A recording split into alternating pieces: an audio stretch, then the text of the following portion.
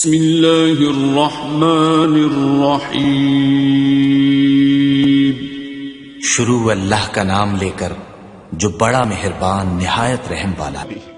حضور کی ہر خصلت، حضور کی سیرت کا ہر عنوان خوبصورت ہے، اور پھر آقا کریم علیہ الصلوۃ والسلام کی سیرت انسانوں کے لیے کامل بھی ہے، اکمل بھی ہے، مکمل بھی ہے اور خوبصورت بھی ہے۔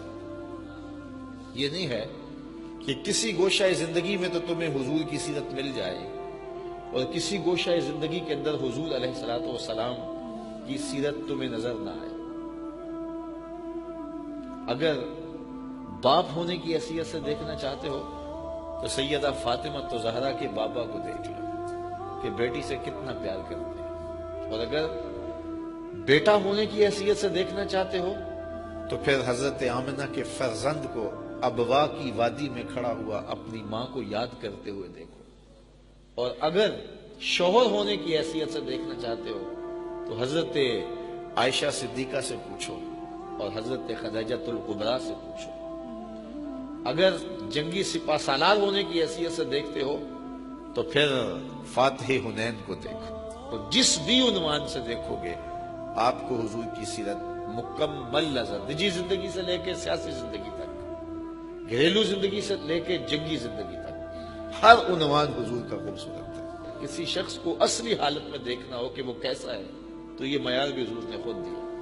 خیرکم خیرکم لأہلی وانا خیرکم لأہلی، تم میں سے بہتر وہ ہے جو اپنے اہل خانہ کے ساتھ بہتر ہے، اور میں تم میں سب سے زیادہ اپنے اہل خانہ کے ساتھ بہتر ہوں۔ کیونکہ یہاں آ کر کسی شخص کا پتہ چلتا ہے۔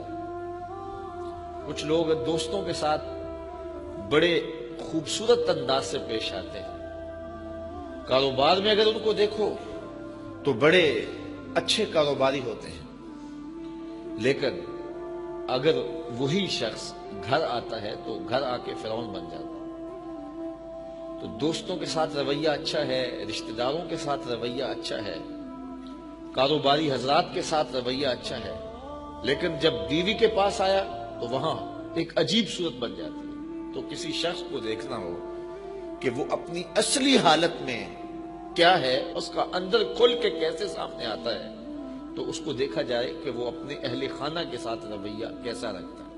تو یہ معیار دیا، خیرکم خیرکم لأہلہ وانا خیرکم لأہلی، تم میں سے بہتر وہ ہے جو اپنی بیوی کے ساتھ بہتر ہے، اپنے اہل خانہ کے ساتھ بہتر ہے، اور میں تم میں سب سے زیادہ اپنے اہل خانہ کے ساتھ بہتر ہوں۔ جب حضور کا وصال ہوا ہے تو 9 ازواج حضور کے نکاح میں تھی، کسی ایک کو بھی حضور سے شکایت نہیں تھی۔ یہ چھوٹی بات نہیں ہے۔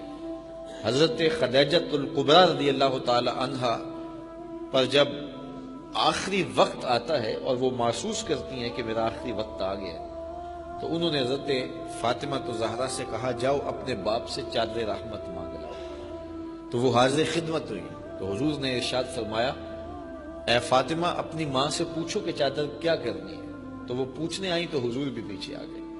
تو سیدہ کا بدن بخار سے تپ رہا تھا، عرض گزار ہوئی حضور مجھے لگتا ہے یہ بخار جان لیوا ثابت ہوگا، میں نے چادر اس لیے منگوائی ہے کہ اس چادر سے مجھے کفن دیا جائے۔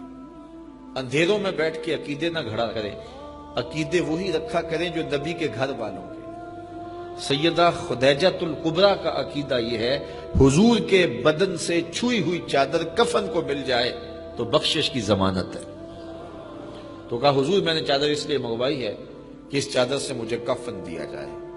تو یہ بات سن کر حضور کی آنکھیں نمناک ہو گئی، اور حضور نے فرمایا خدیجہ تو نے چادر مانگی ہے، لو اردت جلدی لا آتیتک، اگر تو میری جلد بھی مانگتی وہ بھی اتار کے دے دیتا۔